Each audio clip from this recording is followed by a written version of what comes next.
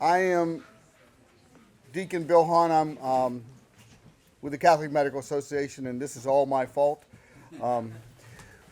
We have also here, and he's now gone, John Vaskov, Deacon John Vaskov. Right behind you. Oh, he's outside. He's with the St. Thomas More Society, and we're putting this on. Dan Iraqi, who is president of the Catholic Medical Association. Welcome, everyone. It's great to have you all here. And before we get started, I'd like to invoke the intercession of Blessed Virgin Mary with her Son, and I'd like to invoke her help so that our speakers say what the Lord wants them to say, and also that we can hear what the Lord wants us to hear. Hail Mary, full of grace, the Lord is with thee. Blessed art thou among women, and blessed is the fruit of thy womb, Jesus. Holy Mary, Mother of God, pray for us sinners, now and at the hour of our death. Amen. Our Lady's Seat of Wisdom, St. Luke, St. Thomas More. And I'd like to thank Bill for getting this set up, and all of our speakers to come and talk today about a very important topic we've been seeing in the papers a lot. And this talk is not to give any excuses, but it's just to give a presentation in something that may be a little bit different context than you've heard through the papers and the media. As Bill mentioned, I'm president of the Pittsburgh Guild at the Catholic Medical Association. My wife Natalie passed out the card. She's the vice president. And the Pittsburgh Guild of the Catholic Medical Association started in 1954, and that was with the approval of Bishop John Reardon.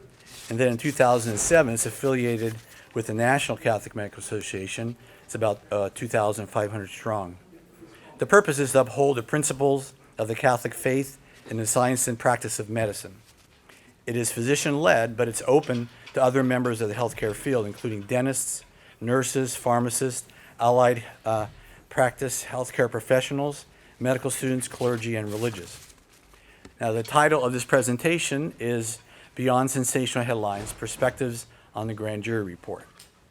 We have 4 speakers that will present different aspects of this topic. The format will be that after each speaker is introduced, he will have 15 minutes or so for his presentation. With that, our first speaker is attorney Frederick Tiemann. He currently holds the Henry Buell Jr. Chair for Civic Leadership at the Buell Foundation, which is Pittsburgh's oldest multi-purpose foundation. He served as U.S. Attorney for Western Pennsylvania from 1993 to 1997. Most pertinent to today's presentation, he has served for 20 years on the Diocese Independent Review Board that evaluates allegations of sexual abuse and advises the bishop on whether a priest is suitable for ministry. He will give us insight into the workings of that review board as well as of a grand jury. Attorney Tiemann. Good morning. It's an honor to be here, and hope I can give you some insight into this entire process. As Dan said, my purpose is not to defend the church, because I think by its own admission it was perhaps slow to act. It's not to defend the conduct, which I think you saw from the grand jury report was pretty reprehensible, and not to defend particular priests, because there were clearly some priests who deserved to be prosecuted as a result of things that happened. But what I do want to do is put this entire process and the grand jury process in particular into perspective. What is a grand jury? What is a grand jury report? Did the grand jury report and the Attorney General present a fair and even-handed presentation? And if not, what did it miss? So for starters, what is a grand jury? Well, it's pretty time-honored. In 2015, grand juries celebrated their 800th anniversary. Grand juries were in the Magna Carta. In essence, grand juries came out of the feudal system in England. While under the feudal system, each king had their own little court system in their own feudal system. And when the King of England began to assert authority over the entire country and create, in effect, a national court, the way that the king kept tabs of what was going on in particular feudal systems was to leave a group of honored citizens who would keep an eye on what happened during the time the sheriff was back at the palace. And every now and then, so many times a year, the sheriff would come in and that grand jury would tell the sheriff what had happened in the interim. And it began as a shield rather than a sword. So in effect, feudal courts didn't trust the king to decide who did right or wrong. So the grand jury was actually created as a way for the local citizens to let the king know what they think happened wrongly that should then be looked into. It was transported into the Constitution of the United States, and the founders of this country put it into the Fifth Amendment. So the Fifth Amendment of the United States Constitution ensures that no citizen in the United States can be charged with a federal crime unless 23 citizens hear the evidence and make a determination that it's more likely than not that a crime has occurred and the person charged is the person who committed the crime. So why is that so important? Well, 23 citizens, more than 12, have to vote to return an indictment. It's a protection against baseless charges. Its proceedings are secret so that those who are being investigated are not disparaged before a decision is actually made. Importantly, it has subpoena power, so it can force people to come and talk. A police officer can't force you to talk to them. They can't force you to come into the police station. A grand jury has subpoena power and can force people to come in and give their information to the grand jury. And most importantly, and I can't stress this enough, a grand jury in its historical context is the beginning of a process, not the end of a process. And it's intended as a shield against inappropriate activity, not as a sword. And we'll contrast that with what you all know as the 12-person jury, which in the French is known as the petit jury, or the 12-person jury, as opposed to the grand jury, the 23-person jury. And that grand jury begins the process, but the process ends with the 12-person jury, a presumption of innocence, and a trial that determines whether the person is actually guilty or not, based upon what the 23 grand jurors determined was a basis to believe a crime may have occurred. And the presumption of innocence exists all the way through to the end of that process when 12 jurors make the final determination. Interestingly, the United States and Libya are the only countries in the world that still use grand juries. In most countries and in most states in the United States today, criminal charges are originated not by a grand jury, but by a magistrate and the police. So a police can swear out a complaint. They walk into a magistrate. They give the magistrate the charges, and then what you may have heard as a preliminary hearing or an arraignment takes place, and a magistrate judge determines whether there's reason to believe a crime has occurred and whether or not the person charged committed the crime, which is the same standard that the grand jury applies in a federal system. But many states do have grand juries, and they're sort of as a supplement or a corollary or a separate track for the ability of police to charge crimes in front of a magistrate. And in Pennsylvania, there is a grand jury system, but it can only exist for three reasons. One, to investigate cases of public corruption. Two, to investigate organized crime. And to three, recommend changes in the law. So it is a very limited purpose, unlike the broad federal grand jury.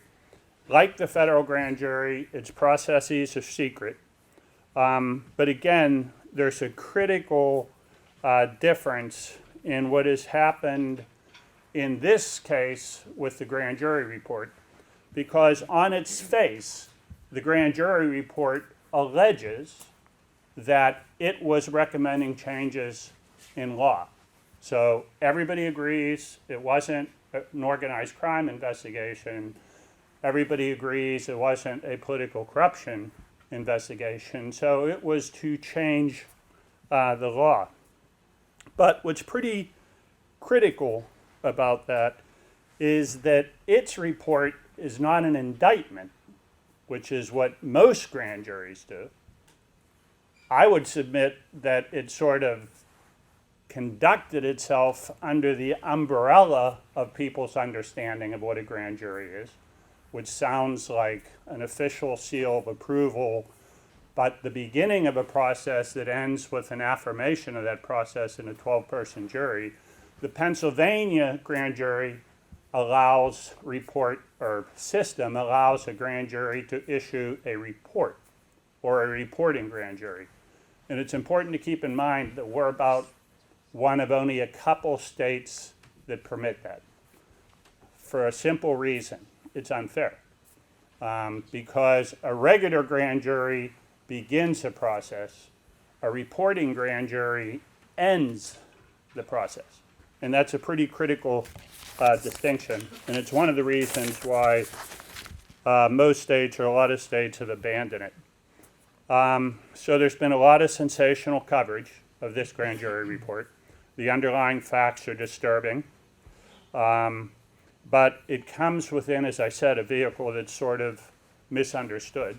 And I submit to you that in the legal world, that process has been subject to considerable criticism, even though what you see in the media has pretty much put a seal of approval on it. First question, and one of the reasons it's been challenged is, first of all, did it fully investigate? Well, a typical grand jury does look at evidence and tests it to some degree, although ultimately it's the 12-person pettit jury that actually tests the evidence. But this grand jury report says it dealt with thousands of victims, over 300 priests that were accused, and there's one little sentence in there that's sort of interesting. They heard from dozens of witnesses. So ask yourself, can thousands of victims and hundreds of priests be thoroughly investigated with dozens of witnesses? So it's just one thought to keep in mind. Second of all, was it really carried out for the purpose, namely a change in the law? And it did in fact recommend changes in the law, that the statute of limitations be changed, that a civil window for lawsuits be changed, that the reporting requirements be tightened up, and that certain confidentiality provisions be restricted. But I'd submit to you, every one of those issues were already in the public domain and were being heavily debated long before the grand jury was convened, and there was actually legislation already introduced on those. But nevertheless, that's a legitimate purpose for a grand jury. But if you reread the report over 800 pages, a few pages were addressed to changes in the law. The rest were focused on the priests. And we agree that it wasn't a organized crime investigation or a political corruption investigation. But I quote from the report itself that said, "We are going to name names. We are going to name names." And they did name names. And I'd submit to you that naming the names was not pertinent to the change of the law. The activity certainly was.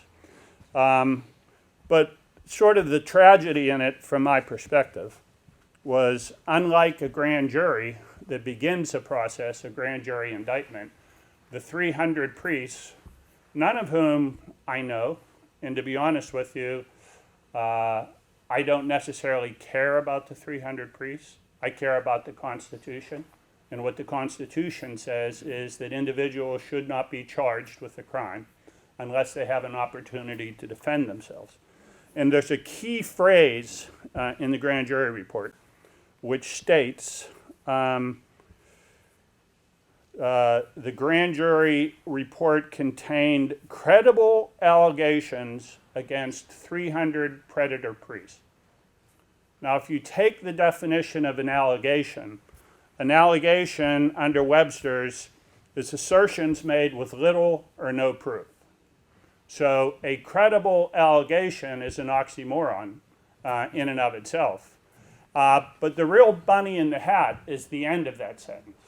Credible allegations, i.e., an allegation made with little or no proof against 300 predator priests.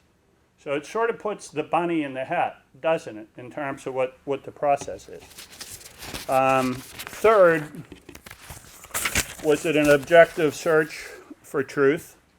And all I can say there is a quote from the Attorney General's office. In response to the priests who were accused, of the 300 predator priests who were accused, a number of them filed motions because it's clear if you read the grand jury report that there were allegations raised, but the allegations were not investigated. So if you're one of those 300 priests and don't have an opportunity to defend your name, and again, they may be evil people, they may not be people, but they're evil, but they're entitled to defend their name. And when they filed petitions to limit their name unless they had an opportunity to defend themselves, the Attorney General of Pennsylvania said, quote, "The hearing of these facts should happen in public, not behind redacted meritorious motions designed to further cover up decades of abuse." The role of a prosecutor is to allow objective evidence to come in to the public domain and be tried in a court of law. And for someone who is exercising their constitutional rights to be accused of being part of a cover-up, I respectfully submit to you, goes beyond the role of the Attorney General. Did it present balanced consideration of the evidence? Well, I will note that an Erie bishop testified, 5 dioceses, including the the Diocese of Pittsburgh, provided over the Pittsburgh diocese response alone was over 100 pages. And 5 dioceses presented it, and a bishop testified. It received 1 paragraph in the grand jury report. And then those responses were placed at the very end of the 800 pages. And as far as I can see, never referenced in the grand jury report or in the public report. And lastly, because of the treatment, there is a conflation of time within the report. So basically, the report speaks virtually, in my opinion, from a timeless perspective, although virtually everything that was alleged in the report occurred beyond or back before 1990. And what the report didn't talk about, even though it was in all the responses, and I've been involved in the tribunal for 20 years. I was requested to be a part of it by then Bishop Worrell, and then following on by Bishop Zubik. I grew up Catholic, but I no longer practice in the Catholic faith. I'm Anglican. Cardinal Worrell knew that. Bishop Zubik knew it, but they still asked me to serve on the board. I've heard probably over 15 cases in the last 20 years. Since beyond 1993, the diocese has complied with state law, which requires any allegation of a report against a minor to be reported to the authorities. Yet it was consistently referred to as a cover-up, although over the last 30 years, the diocese has reported every allegation of a minor to the district attorney's office for investigation. Since 1993, if an adult alleged that they were abused as a minor, that adult was encouraged by the diocese to contact the district attorney's office. Since 2002, if the diocese received a credible complaint about a violation, they reported it to the district attorney's office, even if the victim asked them not to. And since 2007, over 10 years ago, they report every allegation of impropriety, regardless of whether there's any basis to it or not.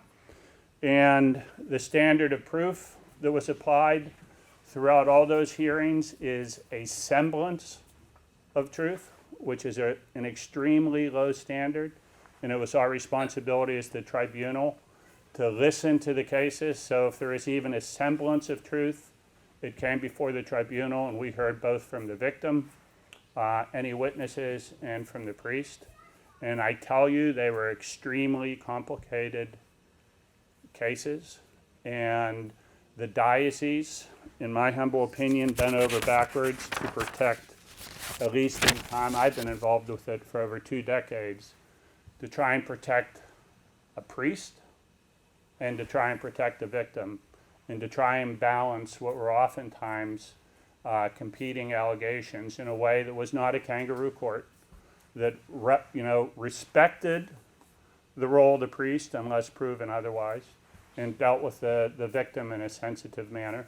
And of the 15 cases I was involved in 13 of them, we recommended that the priest be removed, and in all 13 of them, the diocese followed the recommendation of the board.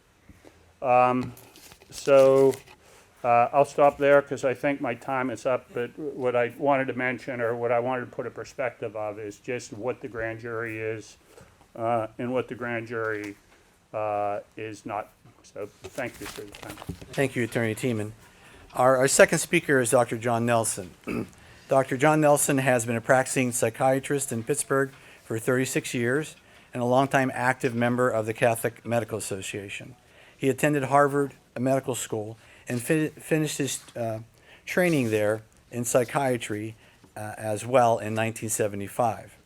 He worked and taught residents there at Harvard Medical School for 7 more years, and then worked and taught at the University of Pittsburgh for another 12 years before going into private practice. In 1992, he joined a committee of the Diocese of Pittsburgh to study sexual abuse in the church and help formulate policies and procedures to address this issue. He will give us as insight into the evolving nature of our understanding of sexual abuse. And I'd like to reference his article that was in the Sunday Post-Gazette on August 26th for more information, and that was in the forum section. Dr. John Nelson. So I'm going to reference some of the points I made in the August 26th article. I was moved to write that article. It really came to me all of a sudden after the grand jury report came out. And within a couple of days, there was lots of calls for all the bishops in the country to resign and other such things. And I just didn't fit my understanding of what had happened. So I decided to write down my experiences and submit them. I wrote a very short paragraph to the Post-Gazette saying I was thinking of doing that. And they immediately got back to me and said they thought they'd be quite interesting. So I spent a few hours writing this report, and they had some other suggestions for editing one thing or another, but it pretty much is word for word what I wrote initially. I thought that the initial calls for heads was killing the messenger. I mean, that the Bishop Whirl and Bishop Zubik and many of the other people that I had witnessed performing back in the 90s when we was on this committee were trying to do the best they could, I thought, to contain this problem and deal with it. And the results of that, which Want to increase your volume? increase. Okay. I need a microphone. That the processes that Mr. Tiemann brought out were started back in around that time, and of course not so long afterwards the bishops of the country formulated a policy, I think it's called the USCB or something like that, I can't remember the acronym, that was put in place and I think instituted pretty much around the country. And I think that has been effective as far as I know, although I've heard a few contrary suggestions.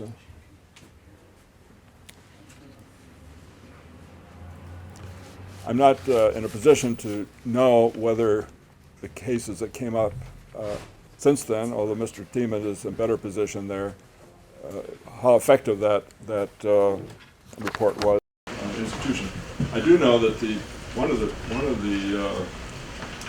consequences of that was the institution of training programs, and in this diocese is one called the Virtues Program, which is really quite an interesting program. They have a several-hour initial session with videos and discussion groups describing the nature of predatory child abuse. They got some very striking videos of actors pretending to be predators, which are really quite credible, I think, and show the complexities of that kind of behavior. What I want to emphasize here, though, is the history of all this, of the development of the changes in attitudes and understanding of the whole problem. When I was in medical school, I bring this out of my paper, when I was in medical school, I didn't hear anything about child abuse. When I went and I took several psychiatry courses in medical school, I was already interested in that.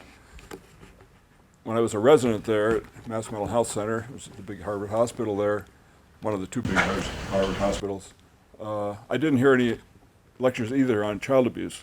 I did have a 6-month child psychiatry rotation, and I remember one time a experienced child psychiatrist interviewing a 5-year-old a girl we were behind a two-way mirror window, whatever you call it, so we could see them, but they couldn't see us.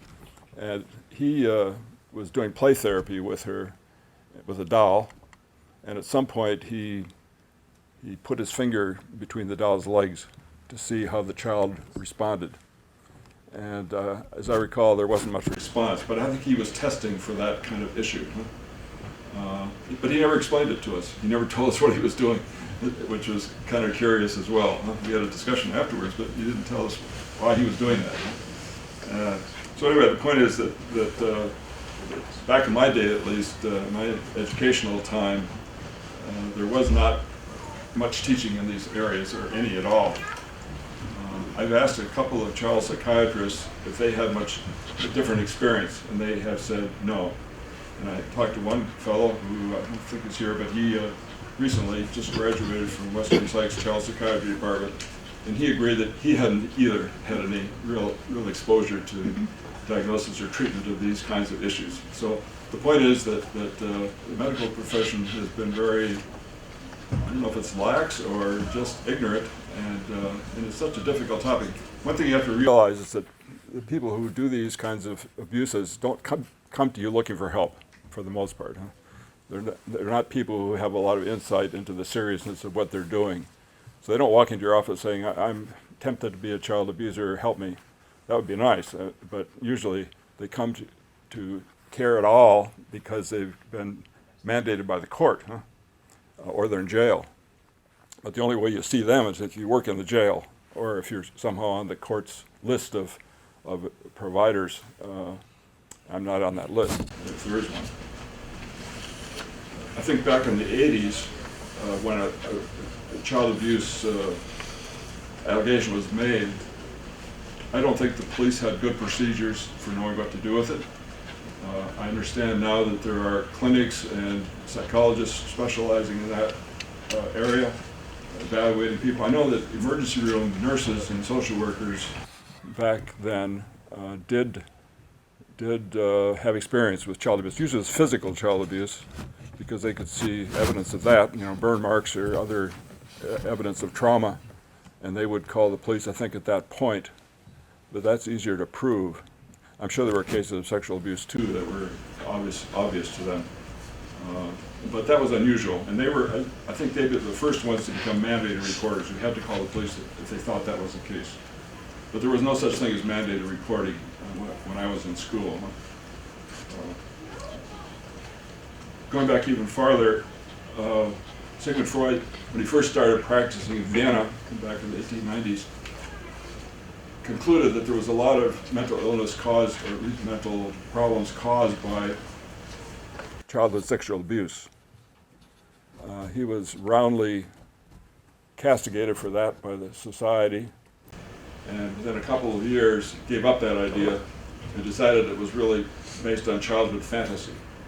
And that was the teachings of the psychoanalytic field for many, many years, including when I was in school. And I think only around the 80s, or maybe the late 70s, did people start to think that maybe he was right in the first place. And I think it's true today that most people are following the early Freud rather than the later Freud, in the sense that they think there is a lot of truth to that. I remember in Western Psych when I was there, having case conferences from the child psychiatry people, and it was really kind of depressing because every case I brought up, the child was described, of course, and then he would say something about the family, and it was always a complete mess. And not always sexual abuse, but neglect and physical abuse, emotional abuse, all kinds of things.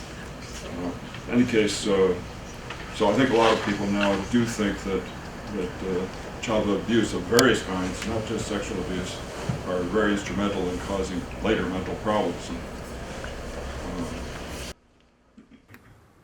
My personal experience has been with adult patients who were sexually abused and otherwise abused in their childhood. I've had quite a few of them, actually.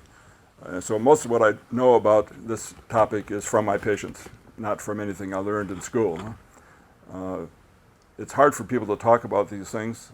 Occasionally, on your first interview, I ask about such things, usually anyway, and people will sometimes pause and maybe not want to talk about it. And so I usually drop it for the moment, but come back to it when I have a chance. In some ways, that's what parents and teachers need to do. They need to have a keen ear for any idea that there's some sexual abuse or any kind of abuse going on. But again, unless the teachers or clinicians or whoever have some idea that they can actually do something about it, and which now is possible through mandated reporting, through anonymous. Mandated reporting is anonymous. I can call the hotline and tell them about a child that I'm concerned about for one reason or another, but it's really hearsay evidence, and precipitate an investigation by the Child Welfare Services. There was no such thing when I was in training. I saw one man who was accused, and it must have been a court accused, but I don't know the details, who was supposed to be abusing his 8-year-old daughter. And I think the court sent him to our clinic. I was probably a second year, probably third year resident out of 4. I saw the man a couple of times, but he never showed back up. And I talked to my supervisors about that, but there was nothing to do. The court seemed to have lost interest. Whatever mandate they had for the man to come to therapy seemed to disappear. I have no idea what happened to the case, but we were not in a position, obviously, to go out in the community and chase him. And if the police didn't do that or somebody else, who was going to do it? And there was no process there. So looking back on history of these things from our current perspective, with our, as I put in my article, with our backs firmly planted towards the future, we can see things much more clearly as what should have been done or what could have been done. Maybe I should have gone to the press and told them this is horrible, this is going on, but who's going to do that at that point? There's no backing up of anybody.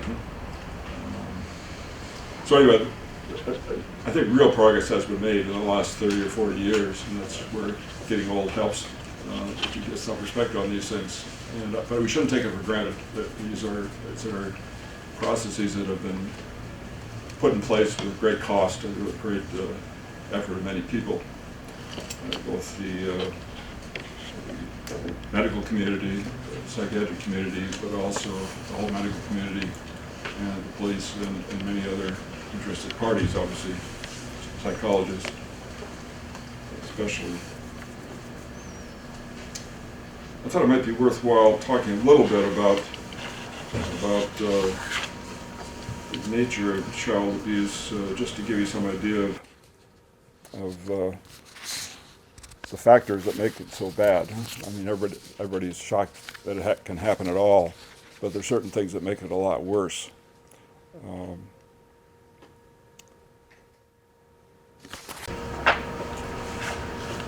I actually sat down one day and wrote, I think it took me about 10 minutes, to a list of things I thought made child abuse worse, and I'll just read them quickly.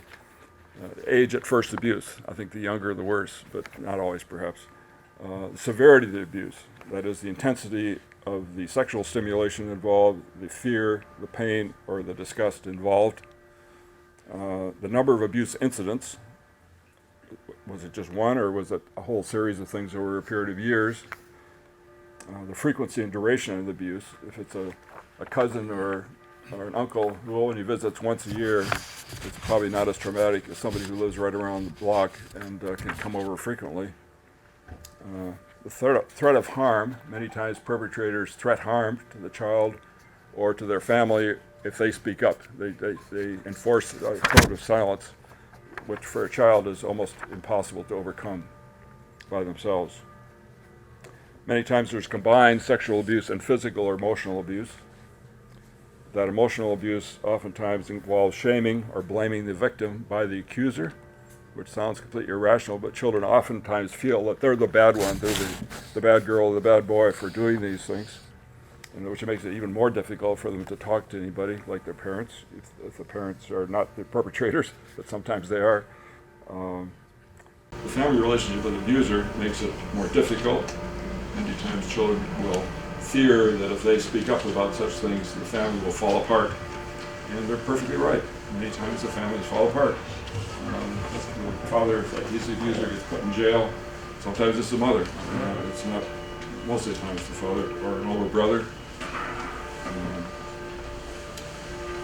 In all cases of abuse, there's a power issue, as it's oftentimes described. The abuser is either older or bigger or has authority of some sort. The priests would certainly have that in spades because they're so, as I call, socially endorsed. I mean, they're supposed to be better people. They're supposed to be holy. Teachers who are in charge of the child. It could be medical people. Anybody who the child would be expected to look up to and to be dependent upon financially or emotionally has a much more powerful role in abuse. Many times they can silence a child effectively. Children who are most vulnerable to abuse are those who are lonely, dependent, have a trauma history already, lack of family support, etc. One of the problems of a child in that situation is who do they trust? And it's not uncommon. I've seen this in at least one case where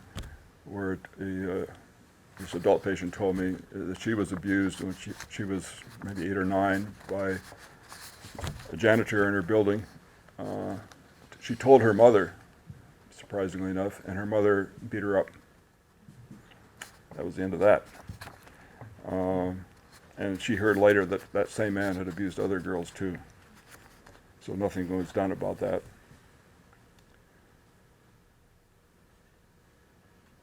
Also, failure of adults to heed warning signs or trial balloons that the child puts up. Many times a child will show interest in such things, reading a newspaper article and expressing shock to the parent about reading that. And if the parent says, "Oh, don't talk about such things," or "How can you be interested in that sort of thing?" Well, obviously that trial balloon has been shot down. So parents, one of the educational issues of this area is to get parents to be more sensitive to listening for those trial balloons and be careful not to react negatively to them, but ask more questions. Why did you get interested in that? Have you ever known anybody who had that problem? That sort of thing. But that kind of training takes some thought. I mean, you have to have somebody model that behavior for you in order to think of doing it. And then finally, complicity or passive acceptance by other adults who might be able to defend the victim. It's not uncommon for mothers who themselves have been abused in their childhood or have an abusive whose husband is abusive to them in other ways, to look the other way if the father starts abusing the daughter. It seems very cruel, but in some ways the daughter is being sacrificed to the integrity of the family or because maybe financial ruin in sight if the husband abandons them, Of course, the family's likely to break up, and so the mother may be quite helpless and not know what to do. Now, there are ways these days for that person to get help. There's shelters and various other facilities available, or emergency rooms, other places, but they have to come to the conclusion that that's what they're doing, and that's not easy to face. I mean, that people who are able to do that kind of denial sometimes just deny it completely and just look the other way. Huh? And that's true of incest as well, which is a pretty common problem in families where an older brother will abuse younger sisters. My guess is a lot of the abusers who are adults probably started abusing when they were kids. When they were 5 or 10 years old, they were abusing younger kids.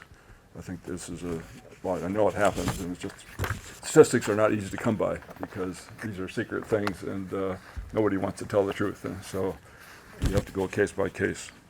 That's another point I wanted to make. Every case is different. Different abused kids are different personalities. They may have lots of supports or no supports. So you have to look at every case separately.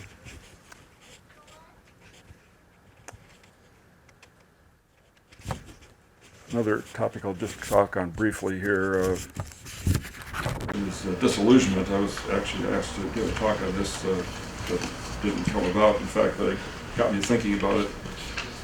That my first thought was you can't be disillusioned if you're not illusioned. Coin a word. That sometimes I think in just talking about the priestly issues, the laity put the priest on a pedestal and put him in a certain sense above reproach. I think this is what the Pope means by clericalism. I think that's an oversimplified term, but in any case, when people are given a high professional prestige or high, what I call social endorsement, it makes it hard for people to recognize abuse, and it gives them a trusting relationship with children, which they might not otherwise have.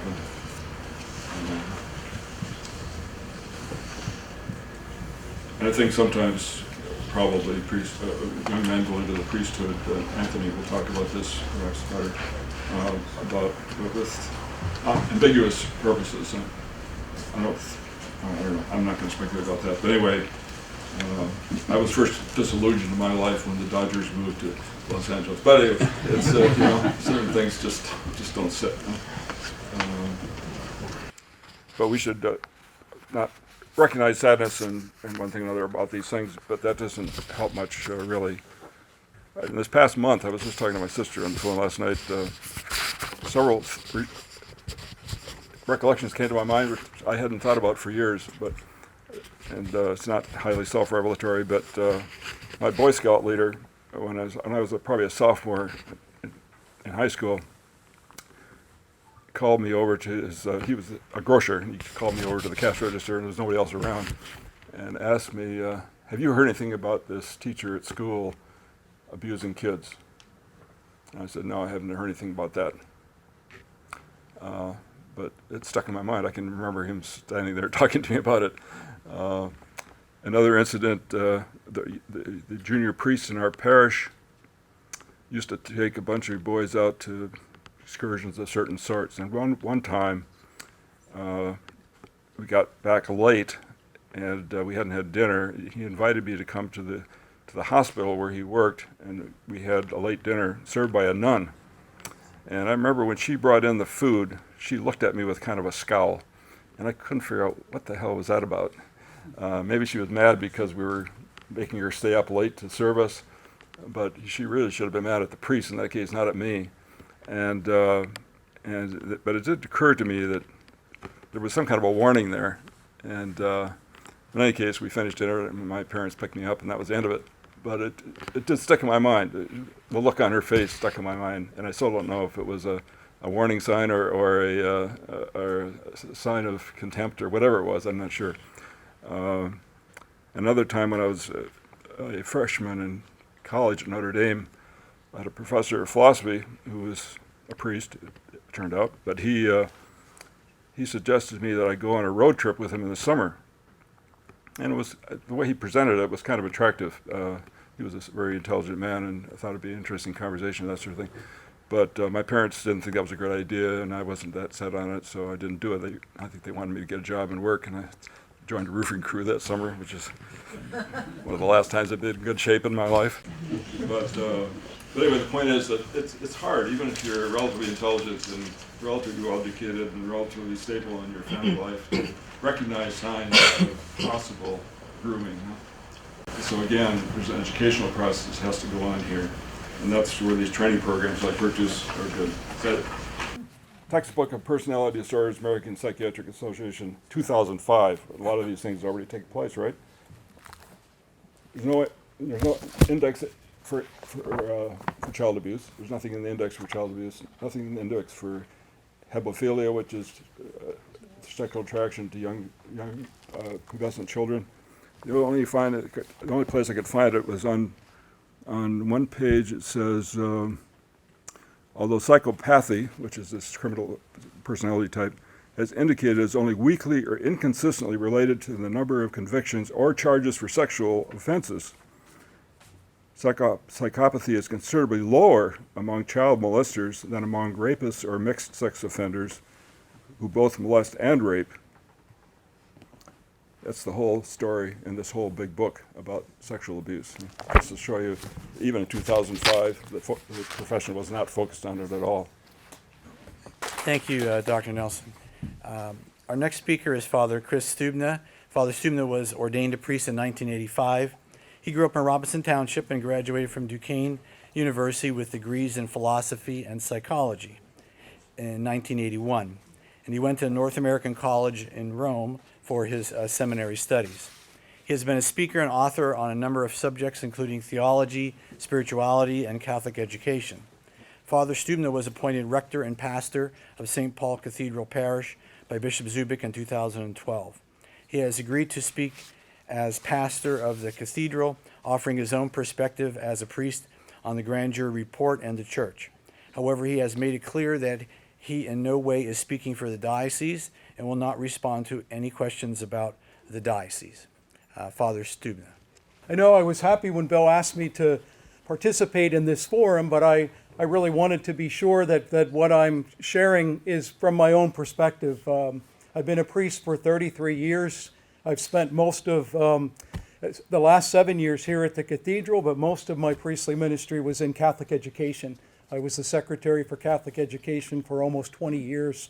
Worked very closely with Bishop Worrell then and Bishop Zubik, so I certainly have been involved in a number of these things from a little bit of a different perspective, but I wanted to speak to you as a priest and really my own experience over the last few months, which has been difficult in a lot of ways in helping the faithful who are so involved in our parishes to understand all that's happening and to respond to them. So just a few disjointed thoughts, I guess, from my perspective. First, it took me, people began to ask me about the grand jury report almost the minute it was on the internet. But it took me weeks and weeks before I could actually read it. Every time I started to read it, I had to really put it down. And it took me a long time to get through that grand jury report. It's been devastating to all of us, the faithful and the clergy, and the priest. You know, we all share in the shock and the sadness, the grief and real disgust as we read the details of the sexual abuse of so many children and youth over the the years past. And I just want to be sure that from my perspective, our hearts are first and foremost with the victims and their families, and they haven't always had a voice. And I think the church really is responding in a way that we've got to allow them to speak, to lift them up in prayer. We're all engaged in doing many different things at the cathedral and a number of parishes to make that more visible. And we need to hear their voices and provide the care and support that the victims of sexual abuse need and deserve. And it is a real priority for the church and for our parishes. We also know that, secondly, that in my mind, so much has changed in the church in the ways that these crimes and evil actions and sins, came to be known to different people who need to know them. and how they've been handled by the church. A lot has changed. And I've heard the first two speakers, and I share with them, I became a priest in 1985 and pretty much was in diocesan administration by 1988, which was shortly after Bishop Worrell came. So I've worked with him his whole time in Pittsburgh, and I've been able to work with Bishop Zubik as well. So I know that a lot is different. We can always look back and wonder whether certain decisions or judgments could have been made differently, perhaps situation handled in a different way. But we know that hindsight is always 20/20, and there's a difference between maybe perhaps doing something differently today because we know so much more than covering things up. And I think that's important because so often in what we hear, in what people are saying to us, it's hard to make that distinction. And I know clearly in the late 1980s when Cardinal Worrell became our bishop, and with Bishop Zubik, there's a seriousness about how all allegations of sexual abuse are handled. And there were some involved in Catholic education that I was directly involved in. I know how seriously they were handled, with the law enforcement officials being contacted immediately. Really, the Diocesan Review Board instituted, and everyone really having a voice at some point to really determine the credibility of those allegations. And we know, we see that happening the minute there's an allegation, a priest is removed immediately. That's pretty serious until some determination can be made about the credibility. It's a different world than the one that many of us perhaps grew up in. We all know that there was a time when mental health officials, we've heard that, determined that perhaps someone that did commit some type of sexual abuse was no longer dangerous, or was able to serve in a different kind of ministry. These things are very complex and hard to understand, but we really can't judge the past by the present, and that's another sort of aspect of our whole conversation that we've got to keep in mind. There's certainly far more serious screening of seminarians today. I know we're going to hear about that.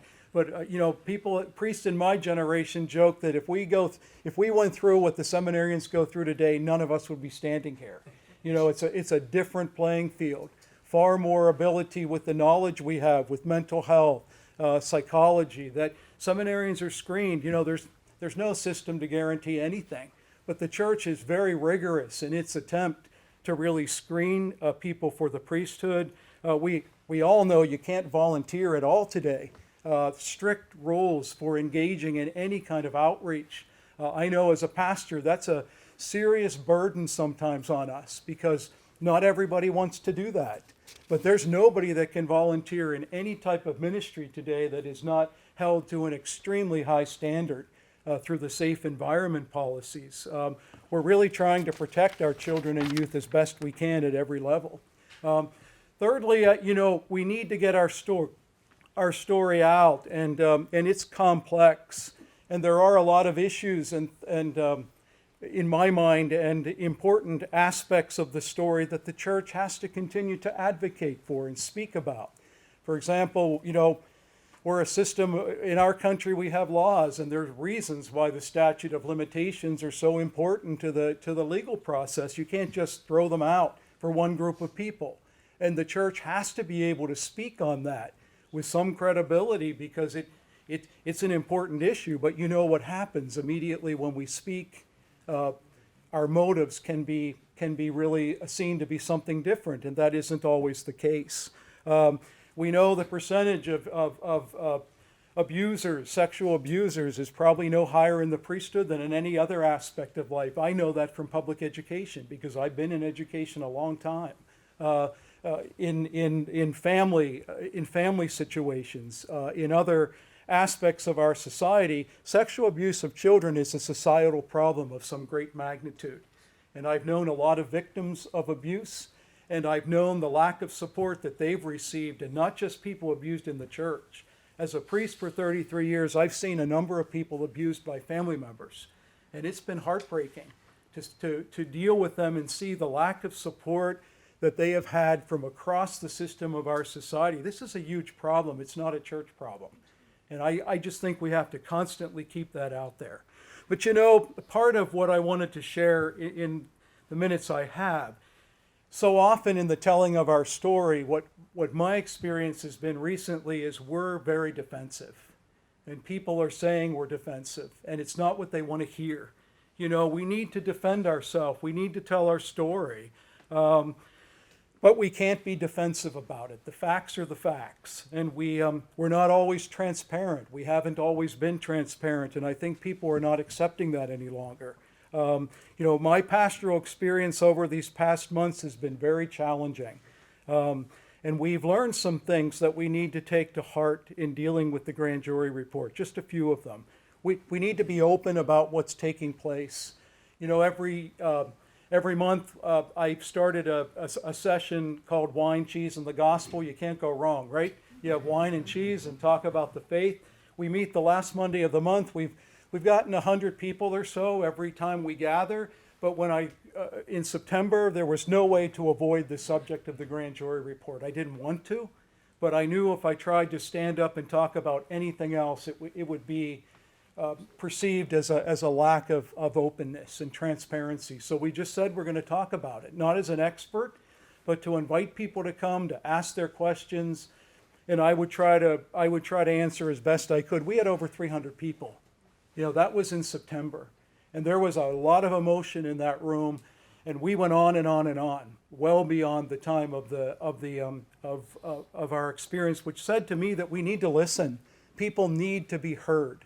There's a lot of anger, there's a lot of frustration, there's a lot of sadness, there's a lot of grief in the hearts of the faithful over this issue, and the church has to be present.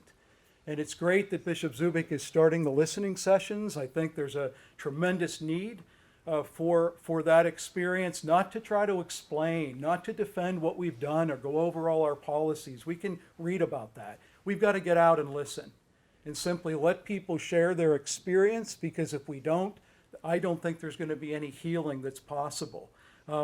I've never in 33 years have walked with my collar on down the street and been the recipient of some of the things that have happened to me.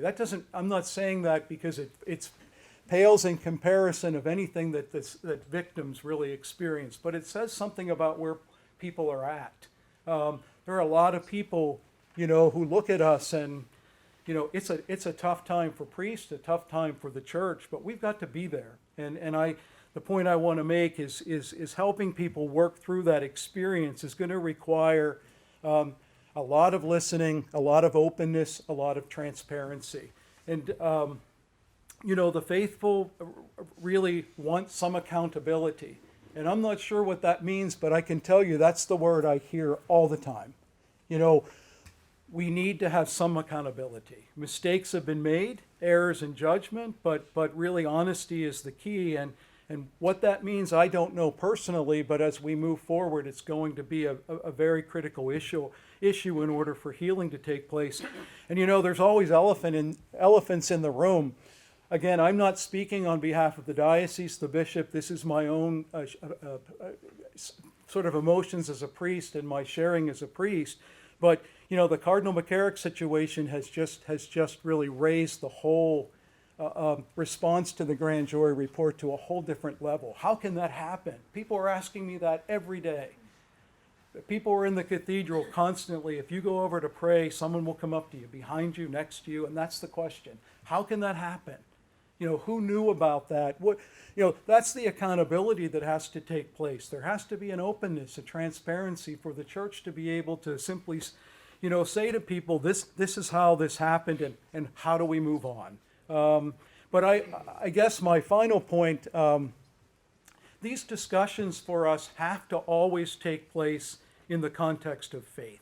Because despite the sins of some of its members, even whether it's bishops or priests, you know, the church is holy. It's not an institution. It wasn't created by men. You know, the church is the living, breathing body of Jesus Christ, founded by the Lord himself and infused with grace. The church will always be holy, and that holiness can never be destroyed.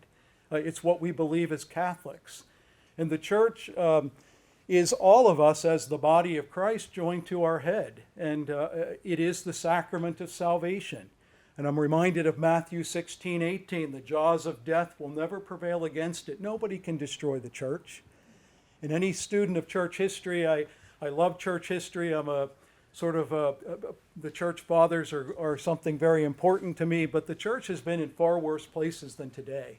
There have been very dark times in the history of our church, and we've come through.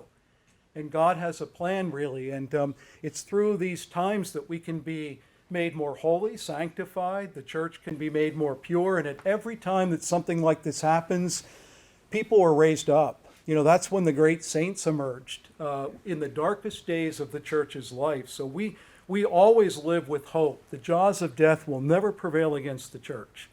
And I think of St. Peter, you know, when everybody started to leave Jesus because the word seemed to be almost too difficult to comprehend, you know, what Jesus turns to Peter and said, "Are you going to leave too?" You know, because this is something a lot of people will say, "I'm leaving the church.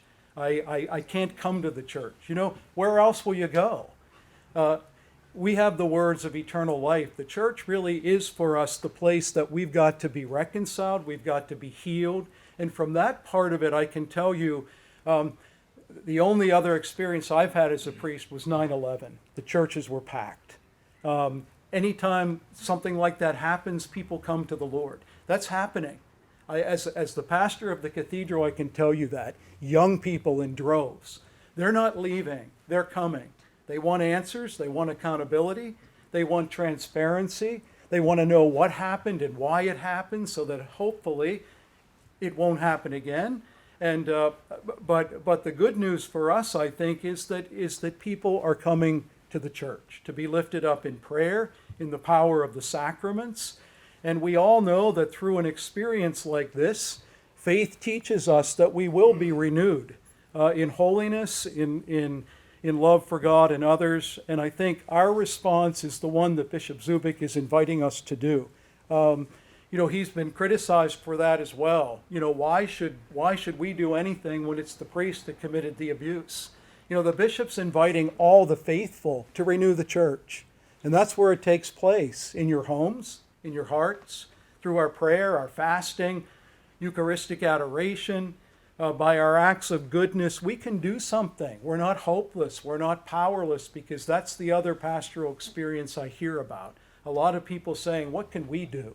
This problem is just too big and too overwhelming, but we can do something. You know, the more perfect we become through our attachment to Jesus Christ and the church, the more perfect the church will become. So just a few disjointed thoughts. I know this is a very difficult time for all of you, for all the faithful, for us. But together, as the body of Christ, I think, again, we're part of a living, breathing group of faithful that join to Christ. You know, we can really get through this and be able to come through it on the other side much stronger and perhaps more focused on the mission and what we're all about. It doesn't help that we're going through a massive reorganization in the diocese at the moment, and I think that's led to a certain amount of additional stress on everyone, but the grand jury report in and of itself has been a moment that's really calling us to be present to people. And I will my final comment, I've heard some priests say, you know, let's just move on, let's get over it. You know, we have other things to do. That's a lousy response, because it's going to be around for a while. The faithful are not going to move on easily. We can't just get over it. This is going to demand of us being present, listening, being transparent, offering the best answers we can, and continuing to be with people until we really are able to be healed. And from my pastoral experience, that's not going to happen anytime soon. It's not a bad thing, but it's something that we've got to be cognizant of.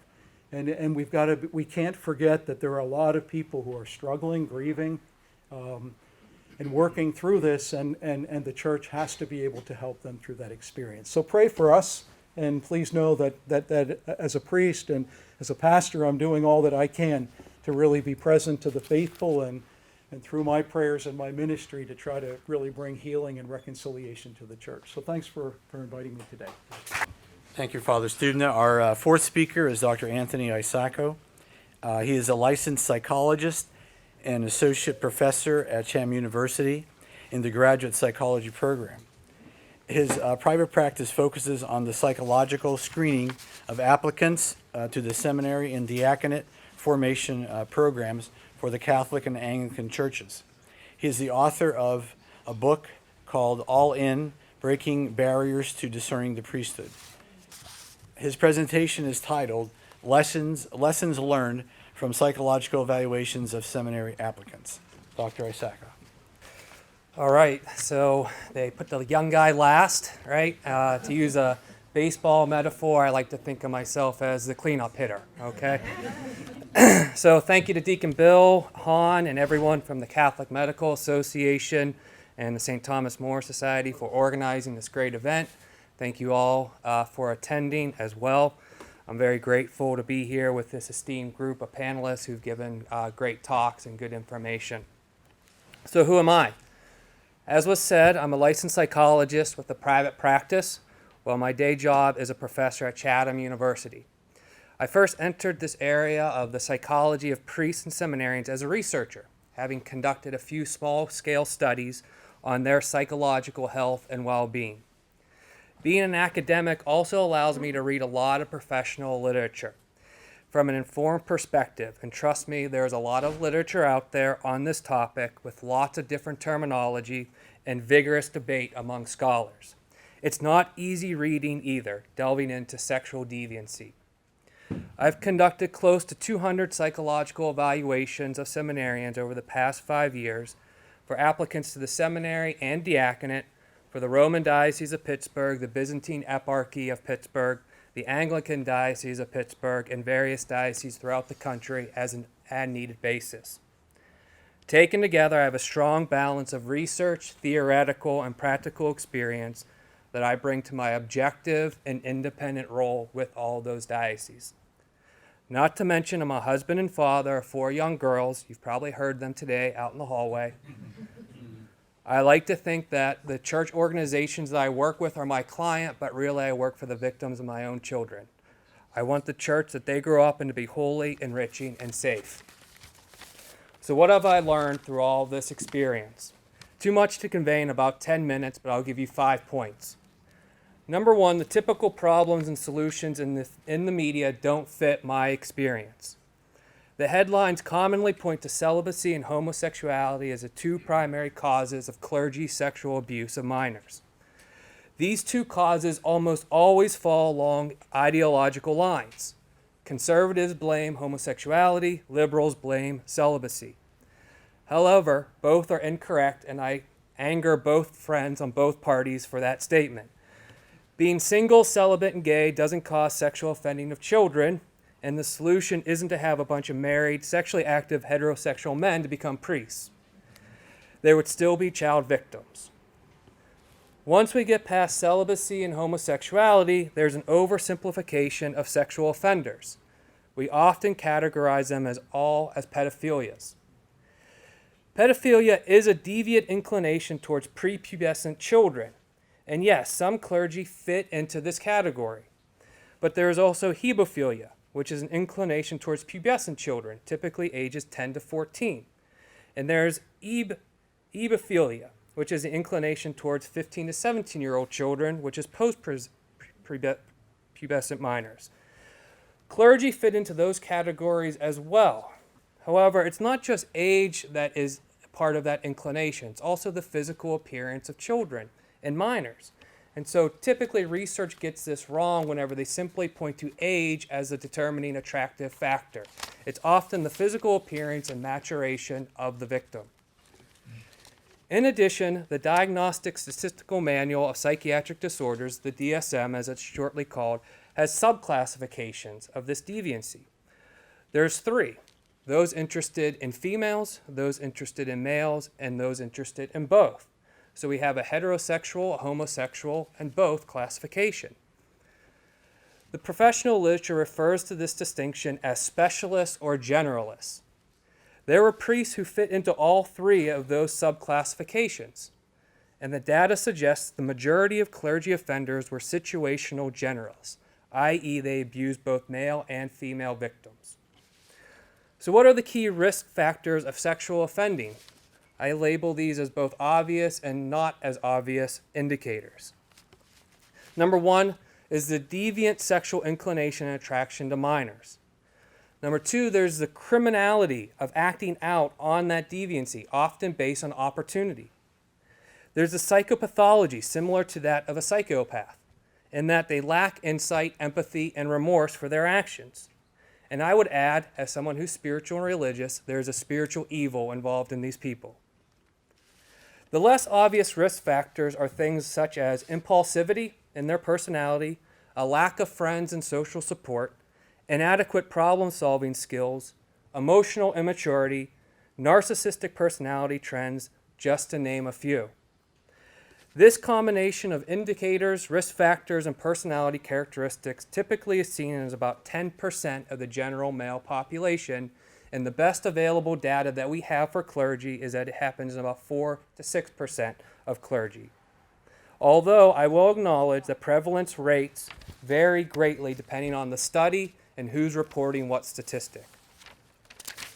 Then I'm often asked, how do I assess for these indicators? It's not an easy question to answer. You might be surprised to know, as I was, that there is a pretty reliable assessment method, but it's not commonly used. It's called phallometric testing, and here's the catch. It involves showing men visual stimuli of children and measuring their physiological response.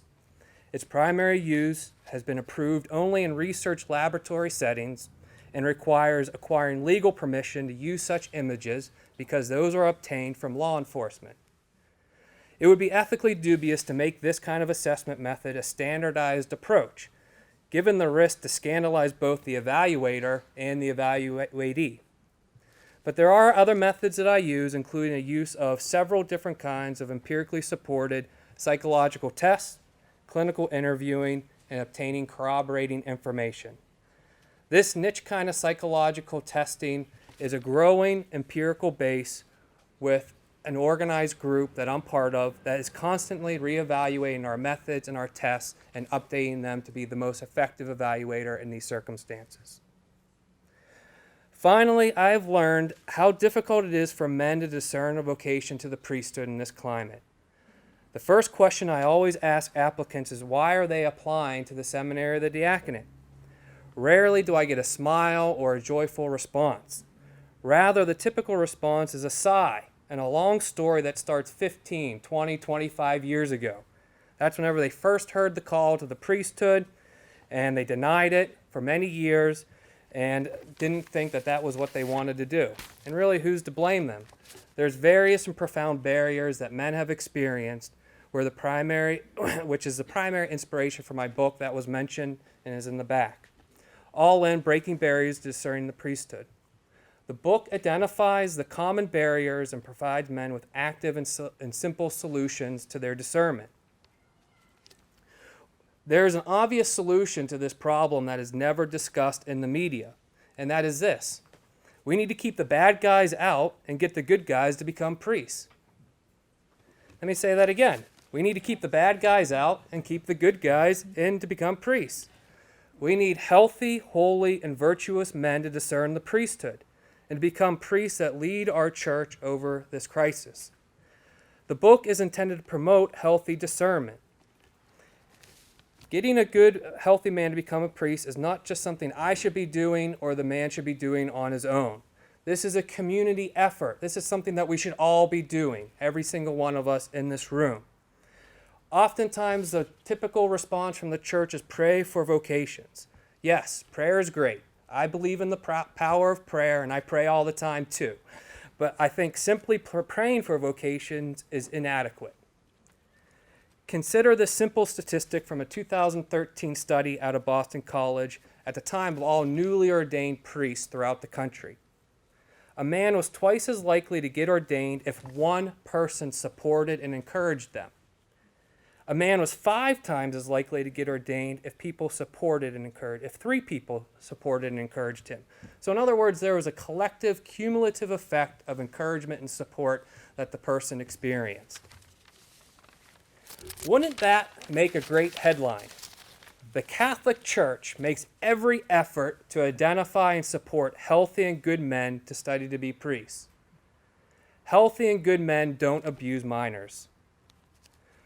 The good news is that although I've seen and read about some very dark things, I've also seen some great men enter the seminary that leave me with hope for the future of the Catholic Church. Thank you.